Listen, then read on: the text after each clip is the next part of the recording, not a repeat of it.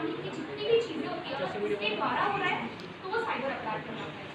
जैसे हम मान के चलते हैं फेसबुक हो गया, फेसबुक से कोई अपराध हो रहा है, इंस्टाग्राम से अपराध हो रहा है, तो वो सारे अपराध साइबर क्राइम में कहलाते हैं। अब अपराध तो वैसे काफ़ी तरह के होते हैं, लेकिन ये एक ऐसा अपराध के अंदर आता है जो डिजिटली होता है, डिजिटली घटित होता है।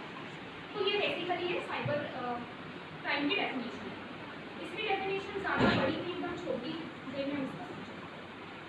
अभी अपन नेक्स्ट इस पर बात करते हैं कि साइबर अपराध जो है वो कौन करता है, मतलब कौन घटित करता है और ये आपको किस तरीके से हार्म पहुंचाता है।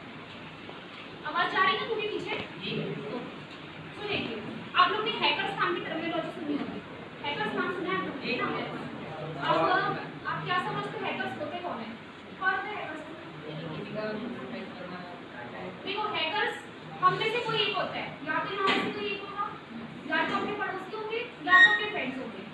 पर उसकी स्पेसिफिक आइडेंटिटी क्या है हैकर्स की? मतलब ऐसा इंसान जिसके पास प्रोग्रामिंग का बहुत अच्छा नॉलेज होता है, प्रोग्रामिंग का नॉलेज, साथ ही साथ उसको कंप्यूटर का बहुत अच्छे से ज्ञान होता है, इसको हम लोग हैकर्स बोलते हैं। और हैकर्स की एक और सबसे ज़्यादा खासियत बात ये होती है कि उसको मैनिपुलेशन करना, मतलब कि वो ये सोचता है कि मैं जो चाहूँ सामने वाला व्यक्ति वैसा करे। मतलब अगर वो चाह रहा है कि सामने वाले व्यक्ति मुझे अपने बैंक की डिटेल्स सारी मेरे पास दे दे, तो वो सामने वाले व्यक्ति को इस तरीके से मैनिपुलेट करेगा कि सामने वाले व्यक्ति एकदम उसके शिकार में फंस जाए। ये हैकर का काम है। इस टेक्निक को अपन सोशल इंजीनियरिंग टेक्निक बोलते हैं, सामाजिक इंजीनियरिंग टेक्निक, जिसके माध्यम से जो हैकर होता है वो आपको मैनिपुलेट करने की कोशिश करता है और साथ ही साथ वो जो चाहता है वो आपसे करवा सकता है। अब वो हैकर कोई भी सकता है जिसके पास अच्छा खासा नॉलेज है। इतनी बात ऐसे समझ में यहाँ पे सारे 11-12 के बच्चे ना, आप लोग की एज कितनी होगी? 17-18 होगी ऑलमोस्ट। यहाँ पे सब यूज़ करते हैं सोशल मीडिया, फेसबुक वगैरह करते ही होंगे, इंस्टाग्राम, टिकटॉक वगैरह तो बैन हो गया अभी, सभी करते हैं ना। अच्छी बातें करना भी चाहिए पर एक्सेस यूज नहीं करना चाहिए इसका। तो सबसे पहले अपन बात करते हैं इसमें साइबर अपराध किस किस तरह के होते हैं। आज मैं सबसे ज़्यादा इम्प्रेसिव चिल्ड्रन के ऊपर देना चाहूँगी जो स्पेशली आप लोगों के साथ होते हैं। मतलब वैसे तो बहुत प्रकार के साइबर अपराध, पर स्पेशली चिल्ड्रन के साथ जो होते हैं वो बताओ। तो सबसे पहले साइबर अपराध की बात करते हैं, वो होता है साइबर बुलिंग। सुना है तुमने साइबर बुलिंग क्या होता है? एनीवन? किसने नहीं सुना? ठीक है, मैं बताता हूँ साइबर बुलिंग क्या होता है। देखिए, फेसबुक इंस्टाग्राम सब यूज़ कर रहे हैं, उसमें आप लोग पोस्ट डाल रहे हैं अपने। आजकल के जनरेशन की मैं बात बता रही हूँ, सुबह उठे morning selfie till then evening तक सेल्फी, मतलब सुबह से लेकर शाम तक सेल्फी चलेगी, breakfast selfie, evening selfie, getup selfie, और उसको आप लोग जो है अपलोड करते जाते हैं जिसमें इंस्टाग्राम पे या कोई भी सोशल मीडिया साइट है उस पर। तो देखिए, जब कोई भी अपने पोस्ट को अपलोड करता है ऑन सोशल मीडिया, तो अगर कोई इंसान, वेदर वो आपका फ्रेंड भी हो सकता है या फिर कोई ऐसा अननोन व्यक्ति भी हो सकता है जिसको आप जानते नहीं होंगे, या फिर हो सकता है गलती से कभी हो जाते हैं ना कि अपने फेसबुक में आ जाता है तो इंसान आपको पता नहीं चलता, गलती से होती चीज़ें। तो अगर वो आपके पोस्ट पे कुछ अभद्र कमेंट करे, कुछ वल्गेरियस कमेंट करे, जैसे बोले कि तू इतना मोटा है, तू दिखने में ऐसा है, तू दिखने में वैसा है, तो अगर कोई व्यक्ति आपको कमेंट्स के द्वारा ऐसे बुरे मैसेज कर रहा है या फिर आपको कमेंट्स के द्वारा धमकियाँ देने की कोशिश कर रहा है या आपको ये बोल रहा है कि मतलब मैं तुझे ये कर दूंगा वो कर दूंगा, तो इस तरह की कुछ कोशिश कर रहा है, तो ये साइबर बुलिंग कहलाता है। तो मैं ये साइबर बुलिंग कहलाता है। अब इसके अगर प्रिवेंशन पॉइंट्स आते हैं कि बचाव कैसे करें अगर आप लोग कभी साइबर का बुलिंग का शिकार होते हैं। वैसे तो इसका सबसे ज़्यादा शिकार जो है वो 15 से 16 साल के बच्चे होते हैं, जिस आजकल अपन देखते हैं कि बच्चे बहुत जल्दी इंस्टाग्राम, फेसबुक वगैरह चलाना स्टार्ट कर देते हैं। तो वो जब भी उनको समझ में आता तो नहीं है, वो स्टार्ट करते हैं उसमें डालना और फिर ऐसी चीज़ें हो जाती हैं उनके साथ।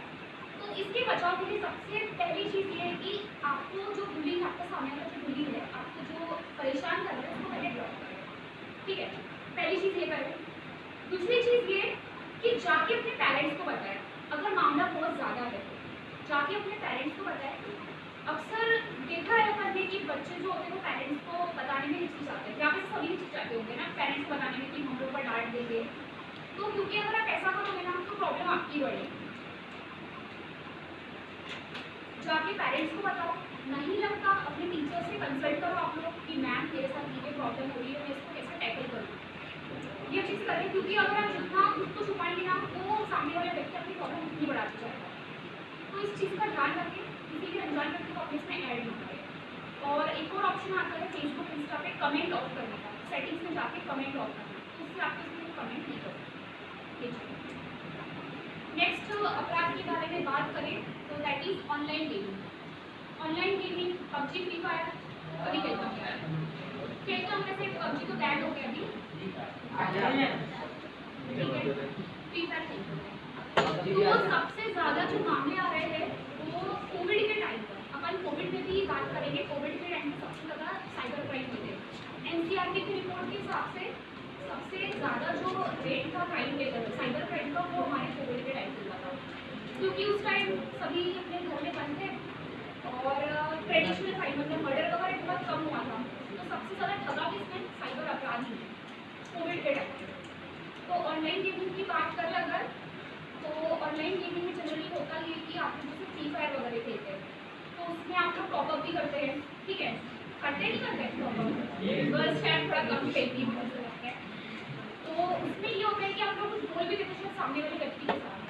तो देखिए जनरली गेमिंग में ये होता है कि अगर सामने वाला व्यक्ति आपको कुछ ऐसे मैसेज करेगा and if you replied him और हर, तो वो समझ जाएगा कि जो खेल रहा व्यक्ति वो कैसा है, उसकी धारणा समझ जाएगा और वो उसी तरीके से उसको मैनिपुलेट करने की कोशिश करेगा और उससे जितनी भी जानकारी है वो सब निकलवा देगा। मैं आपको एक केस स्टडी बताती हूँ। मैंने जब इंटर्नशिप करी पुलिस स्टेशन में तो वहाँ पर एक केस आया था कि एक बच्चे ने अपने पापा के अकाउंट में से 30,000 रुपीज़ कट उड़ गए, हैकर के पास चले गए पैसे। अब ये हुआ कैसे? इसके जब उन्होंने केस स्टडी करे थे तब ये प्रूव हुआ था कि बच्चा जो है उसके पापा का मोबाइल ऑलमोस्ट टाइम उसके पास रहता था और वो गेम खेलता था, बताता भी नहीं था कि पापा मतलब मेरे साथ ये चीज़ें हुई है। अब उसके अपने पापा का अकाउंट में से पता नहीं कैसे जाके फोन पे वगैरह का पिन डाल के सामने वाले को उसको 30,000 रुपीज़ दे दिया। तो उसके पापा ने कि फ़ोन का बैलेंस चेक करे, मतलब फ़ोन पे का कि मेरे अकाउंट में कितने पैसे हैं, देखिए तो 90,000 थे, तो उसमें से कुछ 30,000 कट गए थे। फिर उन्होंने अपनी वाइफ से कंसल्ट करे कि मतलब क्या तुमने पैसे वगैरह निकाली हो? उन्होंने बोला कि नहीं मैंने तो ऐसा कुछ किया नहीं। मतलब उनको हल्का सा डाउट था कि बेटे ने कुछ किया है। तो उन्होंने उससे कंसल्ट करे, बेटा तुमने ऐसा कुछ किया है क्या? और वो डर गया, इसलिए तो खोले ही चुपचाप था। फिर उसके पापा ने उसको बहुत ज़्यादा प्रेशराइज किए, फिर उसके मुँह से उबलवाए तो उसने बोला कि हाँ पापा मेरी गलती की वजह से हुआ। अब उसके पापा क्या करेंगे? अब हो गए साइबर स्टेशन, साइबर थाने पे ना, साइबर थाने होते हैं हर जिले में, ठीक है, अपने बालाघाट में भी साइबर थाना है। अगर आपके साथ कभी कुछ ऐसा अपराध होता है तो साइबर थाने में जाकर शिकायत दर्ज करवा सकते हैं आप लोग। इसमें ITF की 2000 की धाराएँ लगती है अगर जो भी पर्टिकुलर अपराध है आपके साथ, ठीक है। तो फिर साइबर थाने में उसकी शिकायत दर्ज हो गई और उसके बाद फिर जो केस था उसका पैसे तो वापस मिल गए। लेकिन यहाँ पर ध्यान रखने वाली बात ये है, आप ऐसा सोच रहे हैं कि आपके पैसे जो है वो मिल जाएंगे वापस, तो बहुत कम केसेस मिल रहा है। अगर आपकी 10,000 है 15,000 रुपये तो मैं मिलने नहीं वाले, भूल जाओ पैसे गए तुम्हारे, ये बहुत कम केसेस मिलते हैं। तो ऑनलाइन गेमिंग से बचने का तरीका यही है, अननोन लोगों के साथ बिल्कुल भी बातचीत ना करें। अगर वो आपको कोई OTP सेंड कर रहे हैं तो उसको बिल्कुल इग्नोर करें, कोई ज़रूरत नहीं अपना नाम, अपना डेट, अपना प्लेस, जहाँ पर भी आप रहते हैं उसको बिल्कुल भी शेयर ना करें किसी के साथ, ठीक है। और दूसरी चीज़ ये कि आप लोग ऑनलाइन गेम्स डाउनलोड करते हैं, ठीक है, प्ले स्टोर से डाउनलोड करते हैं सब लोग। तो देखो सबसे पहले चीज़ की ऑथेंटिसिटी जानो किसी चीज़ की कि क्या वो चीज़ सही में जेन्युइन है या नहीं, क्या वो चीज़ सच में है या नहीं, इसके बारे में जानना। तो वो जाने कैसे? अगर कोई आपको लिंक सेंड कर रहा है कि भाई तू इससे जो है गेम डाउनलोड कर ले, तो कभी भी उस पर विश्वास नहीं करना और हमेशा प्ले स्टोर पर ये चीज़ देखना डाउनलोड करते समय कि उसको कितने लोगों ने, कितने मिलियन या लाखों लोगों ने डाउनलोड करे।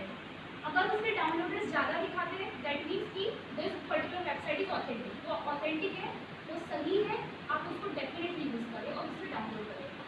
बट इन केस अगर आपको कोई लिंक भेजता है या कोई पॉपअप मैसेज भेजता है, स्पैम मैसेज भेजता है, उससे कोई ज़रूरत नहीं आपको अपने गेम को डाउनलोड या किसी भी वेबसाइट को डाउनलोड करने की, ठीक है, ऐप को डाउनलोड करने की, ठीक है। इतनी बात समझ में आई? ऑनलाइन भी।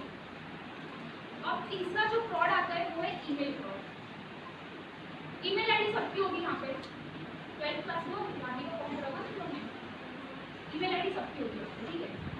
तो देखो ईमेल से कैसे फ्रॉड होते हैं। ईमेल से फ्रॉड ऐसे होते हैं कि अपने को ईमेल आता है कभी, है ना, कोई लक्ष्मी को भी आता है ईमेल या कुछ शॉपिंग वगैरह के लिए आता है, तो आपको ये सा अननोन अटैचमेंट मिलेगा उसमें। मैं आपको आगे ये भी बताऊंगी कि आप पहचान कैसे करें कि सही ईमेल है या गलत ईमेल है। तो उसके लिए आपको ऑथेंटिक ईमेल को जानना है हमेशा। अगर कोई अननोन आपको अटैचमेंट आ रहा है आपके मोबाइल में, आपके ईमेल में, तो उसको बिल्कुल भी क्लिक ना करें। दूसरी चीज़ ये, पासवर्ड हमेशा स्ट्रॉन्ग बना के रखें अपना, वेदर वो पासवर्ड आपका फेसबुक का हो, इंस्टाग्राम का हो या ईमेल का हो। सबसे कॉमन जो पासवर्ड चल रहे वो है 1 2 3 1 से लेकर 10 तक, मोबाइल नंबर, बर्थडे डेट या बर्थडे ईयर होता है ना पासवर्ड, इसमें सबका कॉमन होता है। तो वो जो पासवर्ड है उसको सबसे पहले चेंज करो, ठीक है। पासवर्ड जो होना चाहिए आपका capital letters, small letters, symbols, कुछ उसके साथ पासवर्ड को यूज करिए, क्योंकि अगर आपका स्ट्रॉन्ग पासवर्ड रहेगा ना तो कोई क्रैक नहीं कर पाएगा। क्रैक हो जाता है पासवर्ड, बहुत पासवर्ड क्रैक किए हम लोगों ने, आसानी से हो जाता है। अगर आपको उस व्यक्ति के बारे में थोड़ी सी भी जानकारी है ना, जैसे अगर मुझे इस पर्टिकुलर के बारे में जानकारी है, इसका नाम क्या है, पेरेंट्स का नाम क्या है, कहाँ से है, बर्थ प्लेस, इतना आसानी से क्रैक करूँगी इसका पासवर्ड। तो पासवर्ड को हमेशा स्ट्रॉन्ग बना के रखें। और तीसरी चीज़ ये, पासवर्ड को शेयर नहीं करना है किसी के साथ। बेस्ट से बेस्ट फ्रेंड क्यों ना, पासवर्ड कभी शेयर नहीं करना अपना किसी के साथ। पासवर्ड के साथ कोई कॉम्प्रोमाइज़ नहीं करना, ठीक है, ये चीज़ ध्यान रखो। चौथी चीज ये है कि 2 फैक्टर ऑथेंटिफिकेशन। 2 फैक्टर ऑथेंटिफिकेशन एक ऐसी चीज है जो आपके सोशल मीडिया अकाउंट को एकदम स्ट्रॉन्ग और प्रोटेक्शन देती है। अब ये होता क्या है, आप जब अपने फेसबुक इंस्टा की सेटिंग्स में जाएंगे तो उसमें एक ऑप्शन दिया होता है 2 फैक्टर ऑथेंटिफिकेशन का। उसको अगर आप इनेबल कर लेते हैं, मतलब उसको अगर आप टिक कर लेते हैं, तो आपका जो अकाउंट है वो एकदम सेफ हो जाएगा। मान के चलिए अगर फ्यूचर में कभी किसी हैकर ने आपके अकाउंट को हैक भी किया, तो वो आपकी जितने भी वेबसाइट पे जितनी जानकारी वो खुद के पास नहीं ले पाएगा, ठीक है। तो अभी आज घर जाके 2 फैक्टर ऑथेंटिफिकेशन सभी इनेबल करेंगे आप अपना, ठीक है, समझ में आया? ओके। सो अब नेक्स्ट बात करते हैं अपन इसमें ऑनलाइन शॉपिंग फ्रॉड के बारे में। ऑनलाइन शॉपिंग तो करते ही होंगे सब लोग यहाँ पे ना, आजकल बहुत ट्रेंडिंग चल रहा है, और अभी फेस्टिवल्स का भी टाइम है। अब देखिए फेस्टिवल्स का टाइम है और हैकर्स एकदम अपनी आग बढ़ाते होंगे लैपटॉप में, ठीक है। उनको पता है कि दिवाली का टाइम है, अभी सभी लोग जो है मोस्टली प्रेफर करेंगे ऑनलाइन शॉपिंग करना।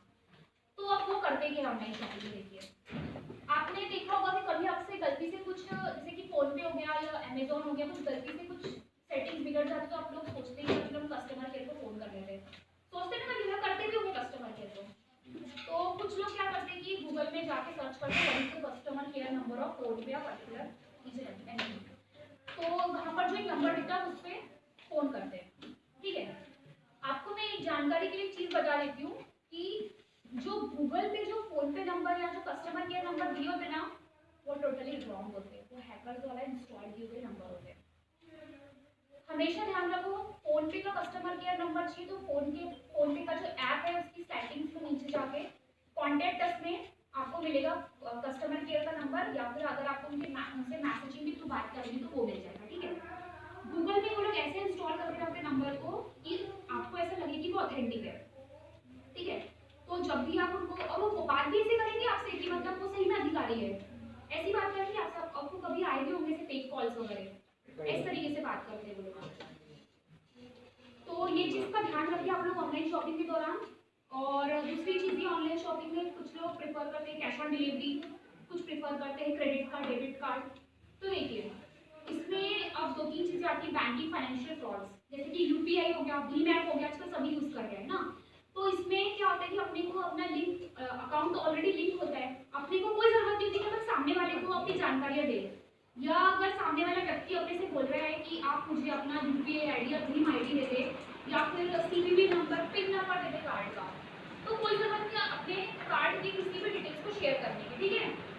या कोई भी फेक कॉल आता है उससे बचे रहे हमेशा, ठीक है, ये चीज़ हमेशा ध्यान रखें। अब अपन नेक्स्ट टॉपिक के बारे में बात करते हैं, that is the cyber stalking. तो नेक्स्ट साइबर स्टॉकिंग क्या होता है? साइबर स्टॉकिंग ओके, दिन में 15-20 तो फ्रेंड रिक्वेस्ट आती होगी फेसबुक इंस्टा पे सबको, अब उसमें से कुछ आपकी पहचान के भी होते हैं, कुछ अननोन लोग भी होते हैं, ठीक है। तो देखिए आपको पता है अगर कोई व्यक्ति मतलब अननोन इंसान आपको अगर 5 से ज़्यादा बार आपको फ्रेंड रिक्वेस्ट भेजता है, अगर आपकी इच्छा भी नहीं एक्सेप्ट करने के आपको भेज रहा है या बेकार से मैसेज कर रहा है, तो वो साइबर अपराध है। उसमें आईटी की धारा लगती है, मुझे धारा तो नहीं पता, प्लस कुछ महीनों की जेल और 1000 रुपये फाइन लगता है उसको, अगर कोई आपको 5 से ज़्यादा बार फ्रेंड रिक्वेस्ट सेंड कर रहा है। तो देखिए साइबर स्टॉकिंग में होता ये है कि जो साइबर अपराधी होता है वो आपको स्टॉक करने की कोशिश करता है, मतलब आपका पीछा करने की कोशिश करता है। वो सबसे पहले आपकी जितनी भी जो जानकारी है उसको बाहर निकालेगा कि बंदा या बंदी किस एरिया से है, किस लोकेलिटी से है, घर वालों का क्या प्रोफेशन है, वो सारी चीज़ें, और उस बेसिस पर आपको परेशान करने की कोशिश करता है, ठीक है। ये particularly not for girls, boys लोगों के लिए भी होती है चीज़ें ना। तो इस चीज़ का ध्यान रखिए कि मतलब मेरा कहने का कुल मिला के कंक्लूजन यही है, अननोन लोगों से दूर रहें, जान रहे हैं तो ऑब्वियसली फ्रेंडशिप करें, अदरवाइज कोई जरूरत। अब आते हैं नेक्स्ट क्राइम के ऊपर, दैट इज फिशिंग क्राइम।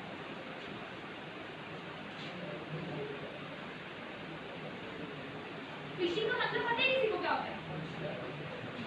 मछली को फंसाने की हुक होती है ना, उसको बोलते हैं फिश करना, फिशिंग करना। तो इसमें क्या होता है देखिए, ये क्राइम सबसे ज़्यादा कोविड के टाइम पे मार्च 2020 में चला था।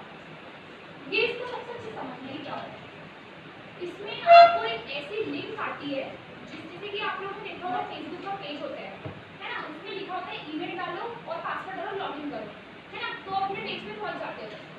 आपको एक ऐसी लिंक आएगी जिस लिंक को आप क्लिक करोगे तो आपको ऐसा हूबहू पेज दिखेगा आपके फेसबुक का, ठीक है। वो आपको फेसबुक का हो गया, इंस्टा का हो गया, या फिर कोई भी बैंक अकाउंट का हो गया ना, वो एकदम हूबहू पेज बना के देते हैं, मतलब क्लोन बोलते हैं जिसको, क्लोन मतलब डुप्लीकेट फोटोकॉपी होती है। तो वो उसमें ईमेल और पासवर्ड जैसी चीज़ें दी होगी। अब उसके बाद वो आपको बोलेगा कि सर आप अपना पासवर्ड और ईमेल डाल दीजिए, अब आप जिसको जानकारी हो तो अच्छी बात है, वो अभी आ जाएगा, और जिसको नहीं है वो फंस जाएगा उसके जाल में। आप उसको डाल दोगे पासवर्ड और वो जो पासवर्ड और ईमेल है वो उसके पास चले जाएगा, ठीक है। तो ध्यान रखें ईमेल का किसी भी अननोन पे क्लिक नहीं करना। अब ये सबसे इम्पोर्टेंट चीज़ ये पहचान कैसे करें कि सही वेबसाइट है या गलत वेबसाइट है, ठीक है। कैसे पहचान करें, देखिए जब अपन कोई पेज ऊपर खोलते हैं तो यहाँ पर एक बॉक्स बना होता है जिसमें HTTP लिखा होता है, HTTPS लिखा होता है, किसने नोटिस किया है? नोटिस किया किसने? और एक ताला लगा होता है इसको ऐसे, ठीक है। इसको अपन URL बोलते हैं। URL का मतलब होता है यूनिफॉर्म रिसोर्स लोकेटर। ये आप इससे आपके घर का एड्रेस होता है ना, वैसे ही वेबसाइट का एड्रेस होता है, इसको अपन URL बोलते हैं। तो पहचान ऐसे करें, अगर जिस भी वेबसाइट में आपको HTTPS दिख रहा है, दैट मीन्स कि वो वेबसाइट ऑथेंटिक है, सेफ है, सिक्योर है, ठीक है। और जहाँ पर भी आपको HTTP दिखे, सिर्फ P दिखे, तो उसको इग्नोर करिए वेबसाइट को, उसमें कोई जरूरत नहीं है अपना जो भी निजी जानकारी उसमें डालिए। समझ गए ना, HTTPS is secure and HTTPS is not secure, ठीक है। वो सिक्योरिटी का प्रमाण नहीं देती है, उसमें कोई ऑथेंटिसिटी, कोई सिक्योर सॉफ्टवेयर लेकर बिल्कुल नहीं होता, ठीक है। जो एस है that is authentic and that is genuine, ये चीज़। फिर एक और आता है इसमें फिशिंग कॉल। फिशिंग होता है कि आपको कॉल आते कभी कभी, सर आपको लॉटरी लग गई है, आपने पेट्रोल पंप पे इतने का वो है ना, होता है ना ऐसा आपके साथ, तो फिर देखिए फिशिंग कॉल होते हैं, तो आपको ऐसा मैनिपुलेट करेंगे कि उनको ऐसा लगेगा कि आपको भी ऐसा लगेगा कि हाँ भी अधिकारी बोल रहे हैं। बैंक से कभी फोन आता है, सर आपका एक्सपायरी, ये सबसे ज़्यादा केस हुआ था 2015 में, सबसे ज़्यादा बैंकिंग फ्रॉड हुए थे। ये तो तुम लोग को पता ही होगा, जब झारखंड के जो जामताड़ा है उसका केस है, लोग पेड़ पे चढ़ के, इनका मतलब बोलना चाहिए गैंग था, पेड़ पे चढ़ के लोगों को फ्रॉड करवाए उन लोगों ने, बड़े बड़े IAS ऑफिसर्स तक फंस गए थे इस केस में। तो विषय मतलब ये होते हैं, और बैंक वाले आपको कॉल करेंगे, बोलेंगे जानकारी अगर दी दीजिए अपनी इस तरीके से। तो सुरक्षा कैसे करें, हमेशा ध्यान रखो बैंक वाले कभी फोन नहीं करते, और मैं कभी फोन नहीं करते बैंक वाले की, भैया आप अपनी जानकारी ये बताओ, ये बताओ, क्योंकि उनके पास सारी जानकारी होती है, ठीक है। हमेशा याद रखिए अगर कोई आपको कोई भी ऐसी जानकारी दे, इग्नोर कर दे, काट दिया, ब्लॉक कर दिया, ये चीज़ है। उसके बाद आता है एक और ये एक प्रकार का वायरस है ना, जिसका नाम है रैंसमवेयर। रैंसम का मतलब होता है फ्रॉड। अब देखो वायरस क्या है। अब देखो अपने कुछ बच्चों को यहाँ पर कोविड हो चुका होगा, या मतलब कोविड चल रहा था। कोविड क्या करता है, बॉडी में जाने के बाद एक तरह वायरस है, पूरी बॉडी इन्फेक्ट कर दिया उसने, लंग्स भी इन्फेक्ट किया, लीवर भी इन्फेक्ट कर दिया सब। तो ऐसी ही डिजिटल की दुनिया में एक वायरस होता है जिसको बोलते हैं रैंसमवेयर वायरस। ये क्या करता है कि एक फिरौती की काम करता है, फिरौती की तरह काम करता है। देखिए अपन गलती से कभी कभी कोई ऐसे वेबसाइट सर्च करते तो एक पॉपअप मैसेज आता है ऊपर पे, और अपन गलती से उस पर क्लिक कर देते हैं। तो वो क्लिक करने के बाद किसी को पता नहीं होता कि वो रैंसमवेयर है। तो जब अपन उस पर क्लिक करते हैं तो वो अपना जितना भी मतलब बोलना चाहिए लैपटॉप का या मोबाइल का जितना भी जो एक्सेस है वो सामने वाले फिरौती के पास चले जाता है। समझ आई बात? सामने वाले फिरौती के पास चले गया तो वो आपकी जितनी भी लैपटॉप की जितनी चीजें वो खुद कंट्रोल करेगा, आपका सॉफ्टवेयर कंट्रोल करेगा, आपकी जितने भी एप्लीकेशन है वो खुद कंट्रोल करेगा। तो इससे बचे रहने के लिए यही है, इमेज पर पॉपअप मैसेज पर लिंक में क्लिक ना करें।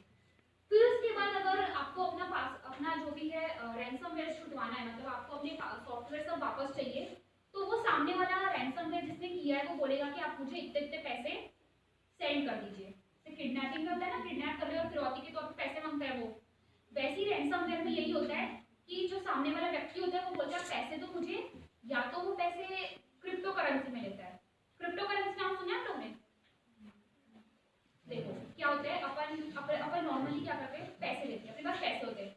डिजिटल वर्ल्ड की दुनिया में क्रिप्टो करेंसी होती है, मतलब क्रिप्टो के पैसे होते हैं, वो डिजिटल दुनिया में चलते हैं।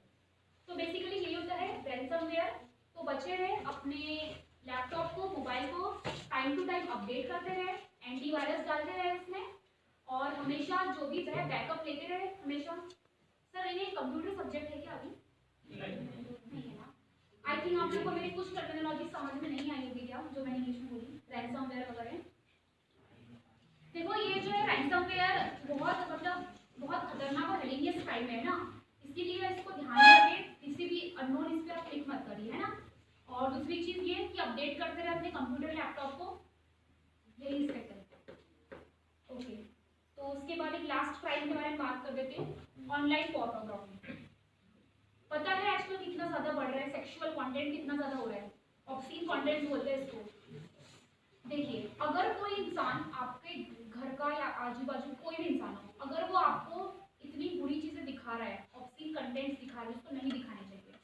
या कोई आपको ऐसे वल्गर मैसेज भेज रहा है, वो भी गंदे से चित्र भेज रहा है, मतलब जिसमें कोई सेक्सुअल एक्टिविटी दिखाई हुई हो, तो आप तुरंत जाके अपने पेरेंट्स से कंसल्ट करते हैं। पेरेंट्स को बताइए कि मेरे साथ ये हो रहा है, मुझे कोई इस तरह की चीजें भेज रहा है, बताइए। क्योंकि अगर आप नहीं बताएंगे आप उसके ट्रैप में फंस जाएंगे, वो आपको ब्लैकमेल करेगा और आपसे वो सारी चीजें करवाने की कोशिश करेगा जो आप नहीं चाहते। ऐसे केस अपने बालाघाट और आजू-बाजू के जितने एरिया में हो चुके हैं। लड़कियों ने बताई नहीं अपने घर में और वो बहुत ज़्यादा नुकसान हो गया उन लोगों को इस चीज़ का। तो हमेशा ध्यान रखें, बता के रखें अपने पेरेंट्स को जो भी चीज़ें आपके साथ हो रही है। और दूसरी चीज़ इसमें मैं एक और एड ऑन कर देती हूँ कि आपने कभी देखा होगा कि अमिताभ बच्चन के फेस पे ऐश्वर्या राय लगा दी, ऐश्वर्या राय के फेस पे शबखल लगा दिए, देखा है ना कई बार। तो ये एक्चुअली में होता है, इसको फोटोमॉर्फिंग की टेक्निक बोलते हैं। क्योंकि देखो अगर किसी साइबर अपराधी के पास आपकी इतनी फोटो भी है, आपका इतना पार्ट भी है, ठीक है, तो वो क्या करेगा, आपकी फोटो को इतनी ज़्यादा फेरबदल कर देगा अपनी फोटोज में कि ऐसा लगेगा कि फोटो वो आप ही है, और उस वीडियो वायरल को, वो कंटेंट को वायरल करते जाएगा। बदनामी किसकी होने वाली है, अपनी ही डिफेंड होंगे। तो बचे रहे इस चीज़ से, कोई आपको ऐसे कंटेंट भेज रहा है, दिखा रहा है, तो इग्नोर करिए उस इंसान को, जाकर उससे बताइए। ज़्यादा मात्रा में बुरी चीज़ें तो साइबर थाने जाइए, वो डेफिनेटली आपकी हेल्प करेंगे। बस ये वेट मत करिए कि चीज़ें मेरे साथ ज़्यादा हो जाए, ठीक है। तो ये था अपराध के बारे में। और कुछ किसी को पूछना है अपराध से रिगार्डिंग, साइबर अपराध से रिगार्डिंग कुछ भी, जिसके दिमाग में कुछ भी तो आ रही हो, please just raise your hand. देखो क्योंकि फ्यूचर में देखो आपने को पता है फ्यूचर पूरा डिजिटल होने वाला है ना, सारी चीजें डिजिटल हो गई, ऑनलाइन क्लासेस भी चल रही थी, कभी कुछ ही पहले ऑफलाइन हुई। तो सारी अब दुनिया को डिजिटल होने वाली है, जैसे डिजिटल होगी साइबर अपराध भी उतनी ही मात्रा में बढ़ते हैं। ठीक है, तो मैं थोड़ा ये बता देती हूँ कि साइबर अपराध से बचते कैसे, 2-3 पॉइंट्स आपको। तो देखिए, सबसे पहली चीज, सोशल मीडिया पे ज़्यादा फ्रेंड्स नहीं बनाना है। आजकल की यूथ की प्रॉब्लम है, फॉलोअर्स के चक्कर में बहुत पड़ते हैं, है ना? एंड वॉल बनाते हैं, बहुत फ्रेंड बनाते हैं वो लोग भाई, मतलब ऐसा उनका ये रहता है कि मेरे तो 1 लाख या 5,000 या 10,000 25,000 ऐसे फ्रेंड होने चाहिए। उस चक्कर में आप लोग अननोन इंसान को अपने में ऐड करते जाते हैं। और अब मैं आपको एक चीज़ बताती हूँ, कभी कभी होता ही है फेसबुक मीडिया पे, लड़का लड़की बन के या लड़कियाँ लड़के बन के, इसको एंजल मीडिया बोलते हैं। आपसे बात करेंगे, आप जैसे लड़कों की बात करते हैं, इनके से बात तो लड़का करेगा लेकिन लड़की बन के, और आप लोग की एज ऐसी है, आप लोग थोड़ा अट्रैक्ट हो जाते हैं कि नॉर्मल सिखाते हैं, टीनेज है आपकी, तो आप लोग अट्रैक्ट हो गए और उसने सामने वाली लड़की ने, जो लड़के ने लड़की बन के बोला कि ऐसा ऐसा करो, मैं तुम्हारे लिए ये करूँगी, तो आप लोग हो गए इमोशनल और फिर ऐसे में ट्रैप में फंस जाते हो। ऐसे 2-3 केसेस हो चुके हैं। फॉरेन की लड़कियां, है ना, फॉरेन की लड़कियां लड़के बनकर बात करती है अपने इंडिया के लोगों से, तो वो मुझे व्हाट्सएप पे एक अननोन नंबर से मैसेज करती है, बोलती कि हाय, जो भी उनका स्पीक वाले और सो मुझे मैसेज करती है और बोलती कि मैं तुम्हें पार्सल भेज रही है, मेरी तरफ से तुम्हारे लिए पहला तोहफा गिफ्ट है। वो बाकायदा उसको पार्सल की फोटो भी भेजेगी, ठीक है। और वो लड़का इम्प्रेस हो गया, वो वहाँ पे गया, बोलता है मैं तुम्हें इस जगह पे मिल रहा हूँ, और फिर कंपनी ये हो गई है ऐसी चीज़ें। तो हमेशा ध्यान रखो कि दोस्ती यारी कम रखो, कोई दिक्कत नहीं, कम फ्रेंड्स है, ऑथेंटिक अच्छे जेन्युइन फ्रेंड्स है, ठीक है। दूसरी चीज़ तो मैं बता दी, ओटीपी वगैरह शेयर नहीं करना किसी के साथ, चाहे वो ओटीपी आपके फेसबुक का हो, चाहे आपके शॉपिंग अकाउंट का ओटीपी हो, या फिर वो ओटीपी किसी भी चीज़ का हो, क्योंकि अगर आपने एक बार गलती से किसी के साथ ओटीपी शेयर कर दिया अपना, तो वो उस पर्टिकुलर ऐप का एक्सेस को अपने पास ले लेगा, अपने पास तो आपके बैंक अकाउंट भी गए उसमें, आपका जितना भी निजी जानकारी थी वो सब। तीसरी और सबसे इम्पोर्टेंट चीज़ ये है वेब कैमरा, है ना। ये जैसे लैपटॉप के सामने एक वेब कैमरा लगा हुआ है, मोबाइल के सामने कैमरा लगा होता है, ठीक है। तो अगर कोई आपको बोल रहा है कि कैमरे को आप यूज़ करिए, मतलब ओपन करिए, अगर उनके कहने पे, तो आपको नहीं करना है ओपन, क्योंकि वो आपकी सारी जानकारी लेना चाहते हैं। आप समझदार हैं, इसके बाद तो आप मेरे ख्याल से कोई गलती नहीं करेंगे, दोबारा हर 2-3 स्टेप सोचेंगे टाइप करने से पहले। तो हमेशा ध्यान रखिए बैक कैमरा वगैरह ओपन करने की कोई जरूरत नहीं।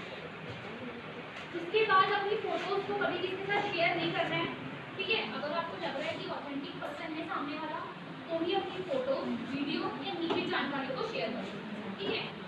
और अपन ने ये भी देखा था कि कोविड के टाइम पर सबसे पहले ट्रेंडिंग चल रहे थे कपल चैलेंज, है ना, ये कपल चैलेंज वगैरह बहुत चलता था, तो इसमें सबसे ज़्यादा लोग फंसे हैं कपल चैलेंज में, क्योंकि फोटोग्राफी टेक्निक का ही यूज़ करके लोगों को बहुत बुरी तरीके से फंसाया गया है उसमें। वो बेचारे 2 लोग अगर खड़े भी है वहाँ पर, तो उनकी सेक्सुअल एक्टिविटी को दिखाकर उस वीडियो को पर्टिकुलर वेबसाइट पे वायरल कर दिया गया है। इसको वैसे हमारी गवर्नमेंट ऑफ इंडिया जो है, मिनिस्ट्री ऑफ होम अफेयर्स, उनकी वेबसाइट भी है www.cybercrime.gov.in। आप इसमें घर बैठे ही साइबर अपराध को रजिस्टर कर सकते हैं। जो भी पर्टिकुलर साइबर अपराध आपके साथ हुआ है, आप उसको रजिस्टर कर सकते हैं, आपकी एफआईआर दर्ज हो जाएगी, जो भी आपका थाना अंतर्गत आता है वो। आपको किसी जाने की जरूरत नहीं है, ज़्यादा हुआ तो आप कंसल्ट कर सकते हैं, ठीक है। अपने नोडल अधिकारी बैठे रहते हैं वहाँ पर, वो आपको बता सकते हैं, ठीक है। और पासवर्ड तो स्ट्रॉन्ग रखने हैं, साथ में 2 फैक्टर ऑथेंटिफिकेशन को भी रखना है साथ में इनेबल। अभी जाके सब अपना 2 फैक्टर ऑथेंटिफिकेशन ऑन कर देंगे। और अगर ज़्यादा आपको प्रॉब्लम हो रही है, तो आप लोग 100 डायल करके भी साइबर की जानकारी दे सकते हैं, जो अपने मिनिस्ट्रीज ऑफ होम अफेयर में दिल्ली में बैठे रहते हैं, वो भी आपकी डेफिनेटली हेल्प करेंगे, ठीक है। और साइबर पोर्टल पे जाके भी आप अपनी जितनी भी जो भी शिकायत है आपको, आपकी मतलब साइबर अपराध के रिगार्डिंग, तो वो भी आप उसको रख सकते हैं। अब एक और लास्ट चीज मैं बता देती हूँ, उसके बाद बस मैं एंड अप करने वाली हूँ। जो भी अपने सोच कर अपने दिमाग में जो भी क्वेरीज है पूछ लो, क्योंकि दोबारा होना ना हो। देखो, आपको पता है अपन इंटरनेट चलाते, सब चलाते ना, आपको पता है 100% में से हम 4% इंटरनेट यूज करते हैं। 100% में से सिर्फ 4% इंटरनेट जो अपन देख रहे हैं, इंटरनेट गूगल, क्रोम ब्राउज़र। अब बाकी का इंटरनेट कहाँ है? डार्क वेब और डीप वेब। डार्क वेब और डीप वेब में होता है। अब ये होता क्या है डार्क वेब और deep web? Dark web deep web जो होता है इसमें जैसे कि मान के चलिए ये इतना परसेंट जो रहता है वो अपना होता है, अपन जो इंटरनेट चला रहे हैं इतना परसेंट जो होता है वो होता है अपना डीप वेब और ये होता है डार्क वेब होता है। तो डीप वेब में गवर्नमेंट की कुछ ऐसी इंफॉर्मेशन प्रेजेंट होती है जिसको हम लोग कभी एक्सेस नहीं कर सकते, ठीक है। उसके लिए अगर आपको एक्सेस करना है तो कुछ ऐसे ब्राउजर होंगे, कुछ ऐसी कीज होंगी जिसके माध्यम से आप उसको एक्सेस कर सकते हैं। इसमें गवर्नमेंट का official data, information, bank credentials, ये सारी चीजें होती है। और सबसे खतरनाक जो होता है वो होता है डार्क वेब। इस डार्क वेब के अंदर ड्रग की ट्रैफिकिंग, ड्रग बेचना, पोर्नोग्राफिक कंटेंट हो गया, या फिर जितनी भी इलीगल वेपन्स, इलीगल मतलब कि गन वगैरह जो भी गंदी सी चीज होती है सारी इस डार्क वेब के अंदर होती है, ठीक है। इसको एक्सेस करने के लिए अपने को कुछ ऐसे टूल्स की जरूरत पड़ती है, इसलिए आपको थोड़ा पढ़ना पड़ेगा। और अगर किसी को इंटरेस्ट है हैकिंग वगैरह में तो ये चीज होती है। तो हमेशा याद रखें हर चीज के दो प्रोज एंड कॉन्स, अच्छी बुराइयां होती है, वो आपके ऊपर निर्भर करता है कि आप उसको किस तरीके से यूज कर रहे हैं, अच्छी चीजों के लिए या फिर बुरी चीजों के लिए। इंटरनेट बहुत अच्छा है, आजकल हम इंटरनेट से पढ़ाई भी कर सकते हैं सारी चीजें, पर इस्तेमाल करिए लेकिन थोड़ा सोच समझ के और अपनी जो सुरक्षा है वो अपने हाथ में लेके चलिए, ठीक है। Okay, so that's it for today. अगर किसी को कुछ पूछना है तो प्लीज पूछ लीजिए, कुछ भी क्वेरीज हो आपके माइंड में, कुछ भी। अगर आप इसके साथ भी साइबर क्राइम हुआ तो ये भी पूछ सकते हैं आप।